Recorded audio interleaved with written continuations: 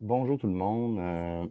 Une capsule à propos de la vidéo d'Idriss Aberkane que je viens tout juste d'écouter, que je trouve fort intéressante, très bien documentée. Je voulais féliciter M. Aberkane pour son travail et puis pour son implication aussi. En fait, c'est une implication sociale de divulguer de l'information puis de partager de l'information. Et puis, je pense qu'on a besoin des érudits tels qu'Idriss Aberkane pour, euh, pour éveiller la population. Et puis, bon, c'est sûr qu'il dit beaucoup de choses dans cette vidéo-là. Il y a beaucoup de matériel. Il met les couvertures de livres en filigrane, ben pas en filigrane, mais en mortaise pour qu'on ait l'occasion d'aller fouiller dans ces sources d'informations-là. Donc, j'aimerais ça qu'on l'écoute ensemble. Donc, je vais changer la configuration. Puis je vais commenter un peu au fur et à mesure parce qu'il y a il y a des petits détails que j'aimerais ajouter sur sa vidéo. Et puis, ben, ça ne rendra que la chose plus intéressante. Alors, c'est parti. Alors, on va repartir au début. Pourquoi la CIA commet des crimes toutes les décennies? C'est pas vraiment une question journalistique. En tout cas, c'est pas comme ça que je voudrais la présenter. Je voudrais la présenter comme une question de société, comme une question politique. Vous savez, après tout, Machiavel, la fin justifie les moyens. En quoi la guerre froide devait justifier toutes les exactions que la CIA a commises. Mais surtout, en réalité, comment la CIA permet à toujours se mettre du bon côté de l'histoire en ayant un contrôle sur les médias, par exemple l'opération Mockingbird, qui a révélé, qui est déclassifiée, qui est officielle, qui devrait être enseigné dans tous les livres d'histoire et qui démontre qu'il y a 40 ans déjà, la CIA avait infiltré des salles de rédaction, avait coopté les médias pour se mettre du bon côté de l'histoire. Et que la CIA d'ailleurs avait renforcé ce fameux terme de complotiste. Complotiste. Fait que finalement, c'est tout vrai, c'est tout véridique, qu'est-ce qu'il dit. Il y a, je pense que je vais interrompre un petit peu plus tard pour vous parler de Henry Kissinger et son rôle, en fait, dans les services secrets, dans la gestion des différentes factions. Donc, ça va être une petite parenthèse assez courte. On continue à l'écouter. Conspiracy Theory, qui existait avant, certes, mais il est devenu à la mode après l'assassinat de Kennedy pour essayer de discréditer toute personne qui aurait osé envisager que la CIA ait pu prendre part à l'assassinat de ce si gênant Kennedy. Je rappelle qu'aujourd'hui, Robert Kennedy, son neveu, affirme très officiellement que selon lui, le suspect numéro 1 dans l'assassinat de Kennedy est la CIA. Eh bien, ce Bon, il y avait tout un panel, en fait. Il y avait tout un panel qui était présent. Il y avait au moins... bon, il y avait Papa Bush, George Bush senior, Bush père, qui était présent lors de la parade de, de l'assassinat, finalement. Il y avait des mafieux aussi. Puis là, tu vas en parler un peu plus tard. C'est intéressant parce qu'il y avait il y avait de la mafia qui était impliquée dans ça. Et puis, il y avait des banquiers qui étaient aussi impliqués dans ça. Il y avait tout, c'est pas seulement la CIA, c'est tout un consortium. Il y avait des militaires même qui étaient dans ça. J'ai vu quelque part qu'il y avait 6 tireurs. Il y avait 6 tireurs et puis Lee Harvey Oswald, il s'est fait choper. Puis c'est probablement pas lui qui a réussi à l'atteindre du tir mortel. Et puis il a été arrêté. Puis le lendemain, il y a quelqu'un qui est arrivé, un autre agent dont on ne sait pas où, peut-être Moi, j'ai entendu des rumeurs comme quoi c'était le Mossad. Il faudrait revoir tout ça. Il est arrivé, puis Lee Harvey Oswald, il l'a tiré tout de suite. Donc, bon, là, après ça, là, il faut se dire, bon, Oliver Stone, il fait des films. OK? C'est ce que j'appelle, moi, des iceberg movies. Tu vas en parler un peu plus loin de d'autres films comme ça qui ne sont pas dans ma liste. J'ai toute une liste de iceberg movies. C'est des films sur des faits vécus qui montrent une partie de la réalité, mais qui ne montrent pas la réalité au complet. qu'il y a toujours quelque chose de caché en arrière, puis il y a toujours un scandale en arrière de tous ces films-là. Donc, Oliver Stone, bravo pour ce que tu as fait, bravo pour ta carrière, il serait temps que tu fasses des vrais films. Alors, on continue. Terme théorie du complot, conspiracy theory, est aussi apparu, est devenu à la mode. Il existait avant, encore une fois, mais est devenu à la mode à cette période. Donc pourquoi on n'enseigne pas dans les livres d'histoire face à toutes ces officines plus ou moins controversées, plus ou moins sulfureuses, qui vous parlent de stigmatiser les complotistes et qui pratiquent donc ce que le philosophe français Alexis Haupt a appelé la complot-foutaise, le complot-sophisme, à savoir traiter quelqu'un de complotiste quand on n'a pas d'argument. Et puis, Complotiste. rappelons toutes ces théories du complot, encore une fois, qui se sont avérées être authentiques. Dernièrement, je rappelle que vous avez encore une minorité de gens qui pensent que les Russes ont fait péter leur propre gazoduc dans l'affaire Nord Stream. Donc comment la CIA fait pour être toujours du bon côté de l'histoire? Elle infiltre les salles de rédaction, on le sait, depuis l'opération Mockingbird, et il n'y a pas de raison de penser que depuis cette opération, les choses aient changé. Bien au contraire. On l'a vu dans la promotion de la guerre en Irak, qui d'ailleurs avait été promue par les mêmes personnes. À l'époque de la guerre en Irak, vous aviez une officine très sale qui s'appelait Campus Watch, qui avait été créée par un certain Daniel Pipes, et qui stigmatisait tout universitaire qui était contre la guerre en Irak en 2003. Aussi simple que ça. Campus Watch, C-Watch, ça vous rappellera peut-être quelque chose.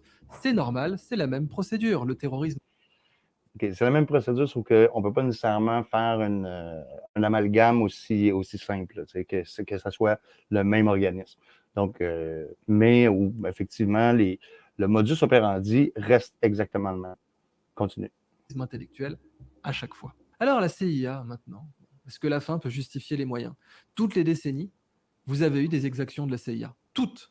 Il n'y a pas eu une décennie sans que vous ayez des exactions de la CIA. Soit elles étaient révélées par Seymour Hersh, soit elles étaient révélées par d'autres personnes comme les Pentagon Papers par exemple, soit elles étaient révélées par Julian Assange, par Snowden, que sais-je. Mais il ne s'est pas passé, depuis que la CIA existe, une décennie sans qu'elle ait commis des exactions et des crimes. Alors pourquoi? C'est structurel, on va essayer d'être structuraliste, je suis structuraliste, j'essaie de critiquer les structures plutôt que les gens, même si c'est dur. Et quand on est structuraliste, on essaie d'analyser le fonctionnement d'une organisation comme celle-là. La CIA fonctionne dans la clandestinité. On doit bien comprendre cela. OK. Là, il va y avoir une petite intervention. Bon, je vais parler de Kissinger, l'intervention que je voulais, la parenthèse que je voulais ajouter. Henry Kissinger, lui, il a séparé tous les systèmes de renseignement. Il a aidé à créer des bureaux à l'intérieur des bureaux avec différentes clearances. Clearance, c'est quoi? C'est différents accès à l'information d'une faction à une autre. Et puis, il a splitté tous les services secrets américains en un paquet de factions. La NSA, par exemple, bon, le FBI existait déjà, sauf que le FBI, c'était le National Revenue Service. Fait que c'était ouais, c'est ça. Je pense que c'est ça. Ou Internal Revenue Service, IRS, le service du revenu. C'était comme le fisc, finalement, mais ça, c'est du temps de Kennedy, même du temps de Kennedy père. Donc, puis, à un moment donné, qui a été mis au FBI? C'était Hoover. Donc, là, tu vas parler aussi du modus operandi des mafias. Je vais faire une autre parenthèse encore tout de suite. Comme ça, vous allez comprendre un peu mieux qu'est-ce qui se passe. Mafia, c'est un acronyme. Ça veut dire Mazzini autorizza furti incendadi et attentati. Ce que ça veut dire, c'est que Mazzini autorise furti, le vol, incendadi, l'incendie, puis attentati, le meurtre. Et puis, ça vient, là, tu vas parler de la loge P2 un peu tantôt, mais ça vient d'avant ça.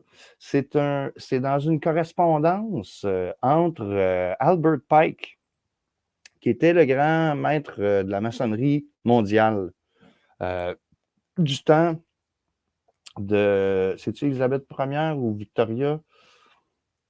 Il me semble que c'est Victoria. Ouais, ouais. Parce que lui, c'était un général de guerre de la guerre de sécession. Et puis, c'est lui qui dictait dans quel pays qu'il fallait faire des attentats. Fait que c'est comme Albert Pike, c'est comme la CIA avant la CIA. Fait qu'on va écouter qu'est-ce que l'agent de CIA a à dire. Il dit, il y a plusieurs fonctions, etc. On va l'écouter. C'est John Stockwell. Other functions, however, some of them more legitimate than others. One is to run secret wars. Another thing is to disseminate propaganda to influence people's minds. And this is a major function of the CIA. C'est-à-dire que vous aviez comme slogan pour le SDEC et ensuite la DGSE, partout où nécessité fait loi. Ça signifie que vous allez commettre des choses illégales. Hein. Nécessité fait loi, ça veut dire j'ai fait quelque chose qui est hors la loi, mais c'était nécessaire. Bah, la CIA aurait très bien pu avoir ce slogan. D'ailleurs, de toute façon, le SDEC et la DGSE, alors le SDEC, c'était marrant parce que c'était le service de documentation extérieure et de contre-espionnage. On se documente, hein, ce sont les autres qui espionnent. Ouais, L'ancien espion, d'ailleurs, officier de renseignement, Alain Chouet, a très bien expliqué ça dans son excellent livre, petit ouvrage que je vous recommande, Sagesse de l'espion. Ce sont les autres qui espionnent, nous, on se documente. Mais bon, enlevons tout cet aspect diplomatique et tout cet aspect propagande ou élément de logage, comme on doit le dire aujourd'hui, et essayons d'être plus pragmatiques. La CIA opère dans la clandestinité. Ses agents à l'étranger opèrent en dehors des lois. Bah donc, ce sont des criminels. ben, c'est des criminels automatiquement parce que, en plus, Kennedy le disait, We are opposed to secret negotiating, to secret proceedings. The very word secrecy is repugnant to a free and open society. C'est quand il dit free and open society, George Soros, il a réutilisé ces mots pour dire open society. Il faut savoir d'où ça vient. Les modus operandi des francs-maçons et des sociétés secrètes aussi étaient exactement la même chose chez les Achachim au Moyen-Âge. Puis durant les croisades, les Templiers avaient des modus operandi comme ça. Les Rose-Croix, qui étaient en train d'opérer, comme on disait, sub rosa, c'était sous la rose. Et puis, ils déposaient des messages dans des plates-bandes de rosiers pour éviter que n'importe qui tombe sur leur message codé. Fait qu'ils utilisaient des messages codés. C'était l'espionnage de l'époque. Fait qu'il y a toute une histoire de l'espionnage. Puis là, quand on voit les façons de procéder, le mode opératoire de la CIA, ben, on se retrouve exactement on se retrouve avec de la déception. Puis il y a aussi une autre chose qu'ils font, c'est les economic hitmen. Donc, ils vont envoyer des gens pour aller financer des opérations dans des pays voisins, principalement en Amérique du Sud. Et puis, il y a une vidéo qui est très intéressante, c'est les confessions d'un economic hitman, un tueur économique, mais il ne tue pas les gens, il tue l'économie d'un pays au complet. Donc, en utilisant la propagande, puis en utilisant aussi des investissements dans certaines factions, puis ou même en finançant des deux côtés, comme les Rothschild le font. En tout cas, ils peuvent agir de façon criminelle. Et ils y sont même très fortement encouragés. Alors à partir de là, vous avez la nécessité aussi, nécessité fait loi, de vous rapprocher des organisations criminelles. Pour infiltrer un pays, c'est très bien de vous rapprocher des organisations criminelles. L'OSS, l'Office of Strategic Service, a utilisé Lucky Luciano et la mafia italo-américaine pour débarquer en Sicile dans l'opération Husky. C'est une des raisons pour lesquelles le général Patton, qui était pourtant un excellent général par ailleurs, a progressé aussi vite en Sicile. Ensuite, vous avez bien sûr l'OSS qui a placé des mafieux à la tête de l'AMGOT ou dans des points clés, des centres névralgiques de l'AMGOT, l'American Governance of Occupied Territories, et vous avez même eu des mafieux qui sont devenus maires. Je pense à des noms comme Calogero Vizzini ou bien Vito Genovese. Et ça, évidemment, c'est très intéressant parce que quand vous voulez infiltrer un pays, passer par son crime organisé, c'est une excellente façon de le faire. Du coup, certains pays sont obligés de contrôler leur crime organisé. Ça a été le cas de la Russie, encore aujourd'hui. Vladimir Poutine contrôle l'essentiel en sous-main du crime organisé russe pour éviter toute infiltration. Mais contrairement au Canada, où c'est l'inverse. c'est le crime organisé qui contrôle l'État. Le Parti communiste chinois contrôle aussi l'essentiel des triades pour éviter toute infiltration.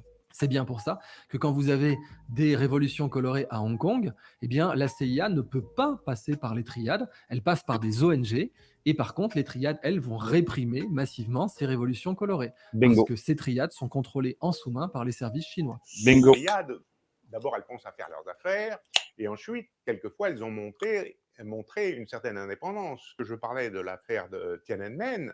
À l'époque, il faut savoir que plusieurs triades ont participé à des opérations d'exfiltration de dissidents vers l'Occident en liaison avec la CIA ou les services occidentaux, et il y aurait à peu près 400 leaders de l'opposition qui sont retrouvés en Occident grâce aux triades. En France, on a eu ça, bien entendu, aussi. Charles Pasqua,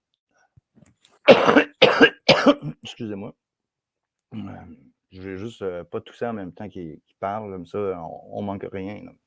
il était de notoriété publique qu'avec Achille Peretti, maire de Neuilly, il avait une main de fer sur le milieu. Et pour parler de main de fer, d'ailleurs, on aurait pu parler de Gaston Defferre, qui lui représentait le contrôle du milieu, mais plutôt du Parti socialiste. Et ça, on l'a en Italie aussi, où vous avez un contrôle politique du milieu, parfois via l'OTAN, parfois via la CIA, et parfois via d'autres réseaux, comme la légendaire et désastreuse loge P2, fondée par Licio Gelli notamment, lequel Licio Gelli a été caricaturé dans Le Parrain 3. Vous avez ce personnage qui s'appelle, je crois d'ailleurs, Licio, en référence donc à Licio Gelli.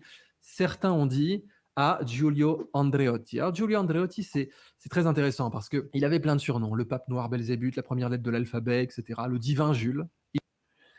Ben oui, justement, il était plus puissant que le pape à un moment donné. Le Vatican était obligé de se plier jusqu'à ce que, je pense qu'il y a eu je pense que c'est l'Opus Dei qui ont essayé de se débarrasser secrètement aussi, tout par des covert operations, de se débarrasser de la loge P2 parce que l'Opus Dei, eux autres, ils sont pro-pape, là, tu sais. Et puis, le pape, il se rendait compte que la loge P2 était devenue plus puissante que le Vatican lui-même. On continue. Il Divo. Et d'ailleurs, il y a un très bon film qui parle de lui, mais sans jamais citer la CIA, étrangement. Bien, Il Divo, quand sa carrière s'est effondrée, et Daniel Ganser en parle très bien, quand il parle de Gladio, les réseaux secrets de la CIA, les réseaux Stay Behind. Donc, qu'est-ce que c'est qu'un réseau Stay Behind? C'est un réseau de résistance au cas où un pays deviendrait, en l'occurrence, communiste. Pendant la guerre froide, vous aviez des réseaux de Stay Behind en Turquie, en Grèce, en Italie et même en France. Et ces réseaux de Stay Behind, alors vous avez un film qui en parle très bien, c'est Mort d'un pourri avec Alain Delon et Klaus Kinski. Et ces réseaux donc devaient rester dans les pays qui deviendraient communistes à la faveur d'élections. Et oui, Bologne-la-Rouge, on l'appelait pas rouge à cause des briques. Et ces réseaux de Stay Behind avaient d'anciens fascistes, comme notamment Delle Chiaie, qui était vraiment un personnage abominable, et puis d'autres réseaux, et Daniel Ganser en a très bien parlé. Eh bien, Giulio Andreotti a décidé de tout balancer, parce qu'il était vraiment chrétien, il était vraiment catholique, et à partir de 91, il a décidé de balancer ses réseaux, et la CIA l'a abattu. Alors quand la CIA vous abat, il faut se rappeler, c'est pas physiquement autant que possible. Si elle peut vous abattre autrement, par character assassination, c'est beaucoup plus efficace. Donc, typiquement, vous allez voir des dossiers qui vont ressortir sur vous. Et ça vous permet d'avoir un déni plausible. Puis là, ils te font rentrer en asile psychiatrique. Ils t'envoient à cette heure, ils utilisent des armes psychotroniques pour te faire paranoïer, pour que tu aies des sifflements d'oreilles, pour que tu te dises, il y a quelqu'un qui m'espionne, etc., etc. Ils peuvent te faire virer fou aussi.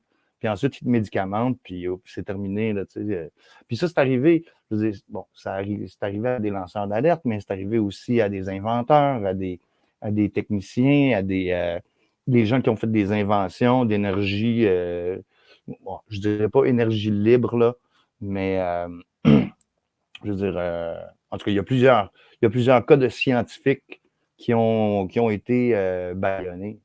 Donc, ça s'applique aussi à l'espionnage industriel, ce modus operandi de la CIA. Pardon, je le hockey. Plausible deniability. Si une agence de renseignement a bien fait son travail, et Dieu sait que la CIA sait bien faire son travail, eh bien, vous devez être quasiment incapable de connecter sa culpabilité au dossier. Donc, Giulio Andreotti s'est retrouvé condamné de partout avec tout un tas de dossiers qui sont apparus dans les mains de juges qui voulaient faire carrière, mais lui-même a déclaré que c'était selon lui une basse vengeance de la CIA, il l'a dit. Vous avez l'affaire Clearstream, bien sûr, qui très certainement était une opération de la CIA contre Dominique de Villepin pour le punir, c'est ce qu'avait utilisé Condoleezza Rice à l'époque, le terme punir, pour le punir de s'être opposé à la guerre en Irak de 2003, dont on sait qu'elle était infiniment lucrative. Bon, pas pour le contribuable américain, mais ça, c'est une autre histoire. Donc la CIA, bien sûr, doit s'entourer et se rapprocher du crime organisé. On sait avec l'opération Barry Seal, notamment, les liens que la CIA avait avec les trafiquants de drogue. On a eu l'affaire Iran. Attends, juste une petite parenthèse encore, là, tu sais, l'histoire d'Escobar. Je veux dire, c'est que les Clinton, ils ont continué aussi à faire du trafic, là. Je veux dire, Little Rock, Arkansas, c'était même pas un secret. Little Rock, Arkansas, c'était, je veux dire, quand la Floride a cessé d'être une plaque tournante pour la cocaïne, puis la Californie commence à avoir des problèmes parce que la DEA, la Drug Enforcement Agency, est arrivée. Puis ils ont bloqué ces deux places-là. Ben là, Clinton, il a fait construire une piste d'atterrissage à Little Rock. Et puis, les avions allaient directement se poser là. Ils ne passaient pas par des contrôleurs internationaux. Ils passaient pas. Ou s'ils passaient par les contrôleurs internationaux, ils devaient avoir les codes. Fait que Bill Clinton et puis Hillary, ils se tapaient les cuisses, eux autres, tu sais. Ils faisaient rentrer de la... C'était de la drogue, probablement des enfants, ça, je ne sais pas. Là, là, je spécule, ça, c'est vraiment de la... Ça, c'est du complotisme. Mais moi, je pense que des armes, de l'argent, puis de la drogue, je pense que les Clinton, ils ont rempli leur part du bargain. Pour être encore vivant aujourd'hui, là. Donc, on continue. En Contras aussi, qui a été un énorme scandale de la CIA, j'insiste, hein, Iran, notamment les liens que la CIA avait avec les trafiquants de drogue. On a eu l'affaire Iran-Contras aussi, qui a été un énorme scandale de la CIA, j'insiste, hein. Depuis qu'elle existe, la CIA commet des exactions toutes les décennies. Et ce qui est très marrant, c'est que systématiquement, toutes les décennies, elle redevient du bon côté de l'histoire, dit oui, certes, elle a commis des exactions en 1950, en 1960, en 1970, en 1980, en 1990, en 2000, en 2010, mais maintenant c'est bon. Dans les années 2020, la CIA ne commettra pas d'exactions. Alors, les exactions des années 50, on a le renversement de Mossadegh, hein, typiquement. Mais pas seulement. On a d'autres opérations en Amérique du Sud, etc. Mais le renversement de Mossadegh, c'est une exaction. Années 50. Années 60, on a eu l'opération Midnight Climax, dans laquelle, qui est officielle, tout ce que je vous raconte est officiel et déclassifié. L'opération Midnight Climax, dans laquelle la CIA a simplement drogué des gens au LSD à leur insu. Ça faisait partie du programme plus grand qui a duré des années 60 aux années 70. OK. MK Ultra, il dure encore aujourd'hui. Et puis, là, c'est drôle, j'ai les yeux fermés, mais je suis sûr que tu m'entends quand même. MK Ultra, ça a duré aussi longtemps dans les années 90. Puis je pense que ça dure encore aujourd'hui, mais d'une autre façon. C'est-à-dire que c'est plus la distribution de LSD. Mais moi, dans les années 90, j'ai consommé beaucoup de LSD. Et puis, j'ai vu aussi que il y avait dans la culture, la contre-culture, c'était des néo-hippies, finalement, des années 90, qui avaient de l'infiltration. Et puis, d'ailleurs, il y avait un certain, c'est pas son vrai nom, là, c'est David Levine, qui était un franc-maçon qui venait de Washington, D.C., puis c'était lui qui faisait rentrer au Québec une grosse quantité de LSD. Et puis, moi, à cette époque-là, j'en consommais, puis j'en distribuais aussi. Tu sais, je suis coupable. Oui, je suis coupable. J'ai distribué beaucoup de LSD. Puis, étrangement, les groupes de hippies de la petite communauté de Montréal, on était sur la même montagne que le Dr Cameron. Le Dr Cameron puis le Dr Penfield, puis ceux qui ont passé leur vie à jouer dans le cerveau du monde. Tu sais. Et puis, fait que ça s'est prolongé, là. MK Ultra n'est jamais fini. Ça a changé de nom, tu sais. À cette heure, c'est Hollywood Ultra, tu sais, ou Hollywood Control Ultra, ou quelque chose comme ça. Mais puis, il y a toutes sortes d'autres drogues aussi qui sont utilisées comme bon, le fentanyl, déjà, on sait qu'il y a un sale problème avec ça. Bon, je vais te laisser continuer, mais c'était juste une parenthèse. Mon but, c'est seulement de faire des parenthèses. 20 ans, en fait, je crois même que c'est 50 à 70, 20 ans, l'opération MK Ultra, MK pour Mind Control avec un K, dans laquelle on a pratiqué la coercition, fait de droguer des gens aussi abusivement, et en fait, on a dénié les droits humains les plus élémentaires à des prisonniers. Tout était illégal dans l'opération MK Ultra. Bah, pourtant, elle a eu lieu. Et il y a eu très peu, voire aucune inculpation. Bon, bah ça, c'était les exactions des années 60-70. On aurait pu parler du programme Phoenix aussi. Programme Phoenix d'assassinat de masse au Vietnam. Bon, ça, c'est des exactions des années 60. On aurait pu parler de l'opération Condor.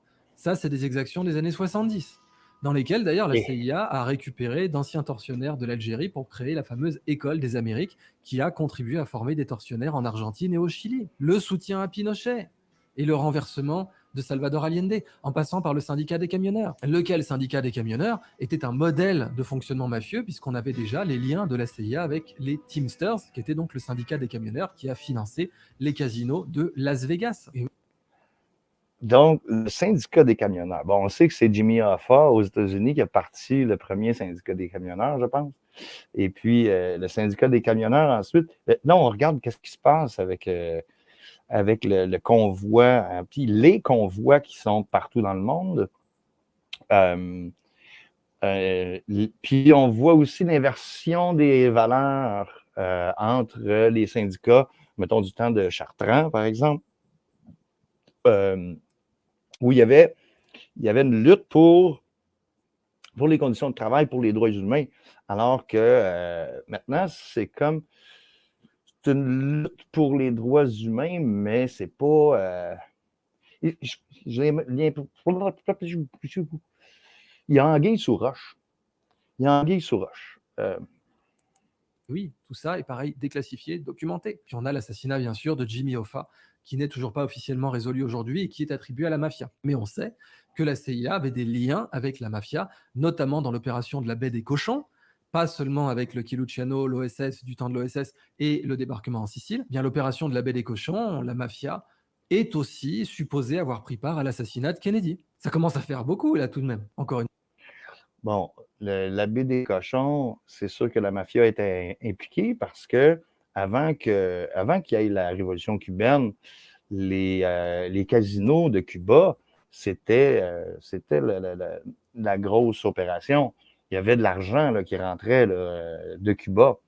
C'était gigantesque, là, tu sais. Fait que les Lucky Luciano, les Rothstein, en tout cas, je me rappelle pas de tous leurs noms, là, tu sais, mais Colosimo, puis ben Al Capone. Al Capone aussi. Enfin.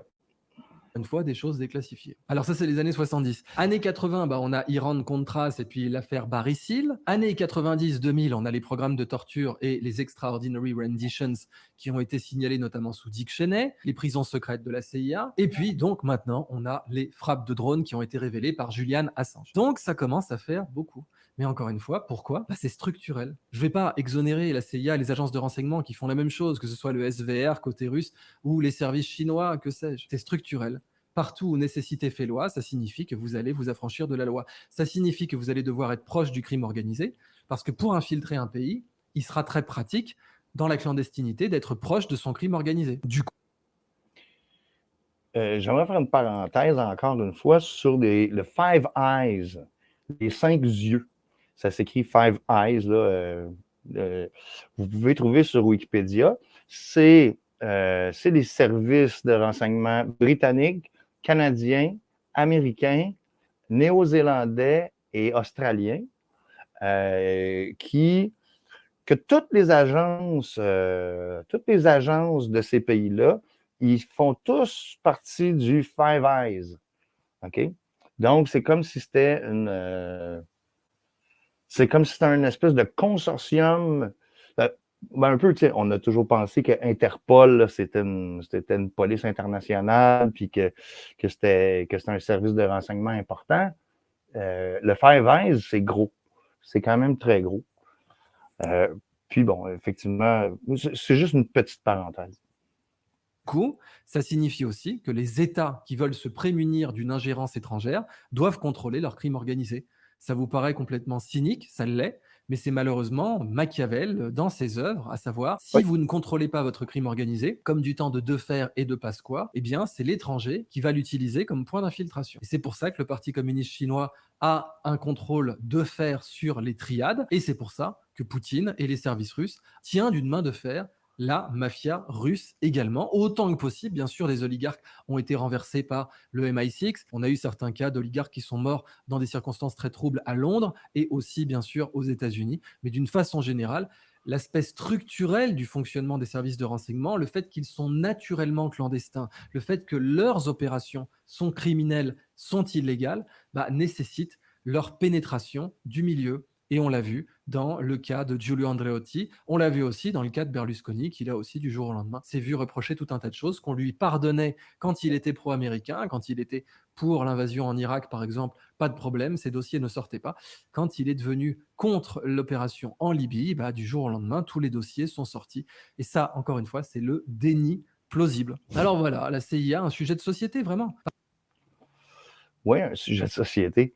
Ce qui est intéressant aussi, c'est l'implication de la CIA dans le conflit en Ukraine, puis dans le conflit russo-ukrainien. Ça serait intéressant de voir, parce il y a eu aussi des livraisons d'armes qui ont eu lieu en Ukraine pour armer. Ils ont armé la population, finalement. Ils ont fait des distributions de fusils pour se défendre contre les Russes. Et puis finalement, qu'est-ce qui est arrivé dans les rues? Il est arrivé des vols, hein, furtés, des viols, hein, et puis des incendies, et puis des meurtres. La population ukrainienne, les petites gangs de rues ukrainiennes se battaient les unes contre les autres. Et ils ne se battaient pas contre les Russes. Et puis, cette livraison d'armes-là, c'est des livraisons, des armes qui viennent des pays de l'OTAN. Il y a des armes qui viennent du Canada. Il y en a qui viennent du Canada, il y en a qui viennent de chez vous, qui viennent de la France, il y en a qui viennent d'un peu partout. Et puis, la question que je me pose, peut-être que tu vas pouvoir y répondre, est-ce que la mafia et les services secrets ukrainiens sont en, en copinage avec Poutine et ses services secrets et sa mafia russe? Ou est-ce qu'ils sont en compétition l'un l'autre? Tu sais? Parce qu'on parle des ressources beaucoup là, dans le conflit ukrainien. Je sais que tu en as déjà parlé, tu as parlé beaucoup du conflit ukrainien, mais cet aspect-là, il n'a pas été mentionné encore. Donc, j'aimerais savoir ton avis là-dessus, Idriss, s'il te plaît. Parce que, après tout, le KGB ne faisait pas mieux et le SVR aujourd'hui ne fait pas mieux, même si le SVR est beaucoup moins puissant que le KGB. Le KGB était de loin le meilleur service de renseignement au monde à l'époque et parlait déjà de ces méthodes de subversion dans les campus, de démoralisation, des méthodes vraiment pour faire en sorte que l'ennemi, après 20 ans, n'ait plus envie de se battre et qu'il puisse même gober toutes les conneries qu'on pourrait lui faire gober. Ça, le KGB est extrêmement fort là-dedans. Alors oui, en face, la CIA s'est dit, attendez, le KGB, qui est issu du NKVD, qui est issu de la Tchéka. La Tchéka, c'était des barges, mais des méga barges.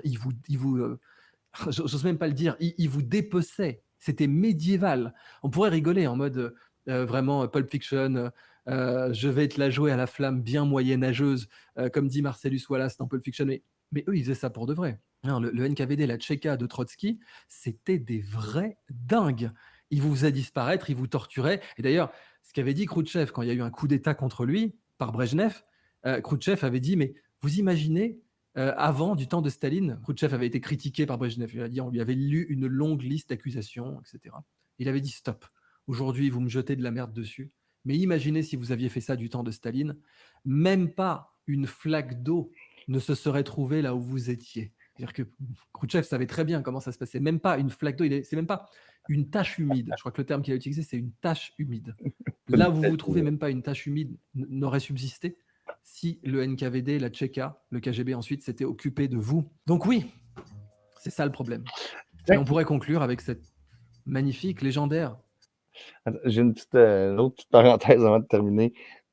Faut savoir, il y a eu bien des informations qui ont circulé à propos de nos grands héros de la culture psychédélique rock, des marchands d'idéologie et de LSD comme Jim Morrison, comme Frank Zappa. Ben, Frank Zappa, il disait être anti-drogue parce que son père travaillait pour l'armée dans les armes biologiques. Et puis, Morrison, c'est son père qui était le capitaine, je crois, ou un amiral ou capitaine sur le bateau où est-ce qu'ils ont déclenché l'incident du golfe de Tonkin pour déclarer la guerre du Vietnam. Et puis, étrangement, il y a aussi Stuart Copeland. Stuart Copeland, c'est le batteur de The Police. Et puis, lui, son père, il était très âgé par rapport à lui-même, il a eu tort. Et puis, lui, il était dans une autre organisation de services secrets avant le MI5, le MI6, avant que ça existe. Et puis, comment ça s'appelait? C'était une autre organisation de renseignement britannique, mais eux autres, ils étaient comme la Tchéka, là. Ils niaisaient pas avec l'époque, là, tu sais. Fait que des exactions, il y en a eu. Fait que mot de la fin, merci Idriss. Citation de Martin Luther King, qui lui a été persécuté davantage par le FBI que la CIA. Bien, l'obscurité ne peut pas chasser l'obscurité. La haine ne peut pas chasser la haine. Et certes, ce n'est pas parce que la Tchéka et le KGB étaient abominables qu'on peut justifier les atrocités de la CIA. En société, on doit se poser cette question de jusqu'où les services ont le droit d'aller et pourquoi donc la CIA peut d'une part commettre des crimes toutes les décennies et d'autre part, en toute impunité, se retrouver chaque décennie du bon côté des médias. Voilà. Alors,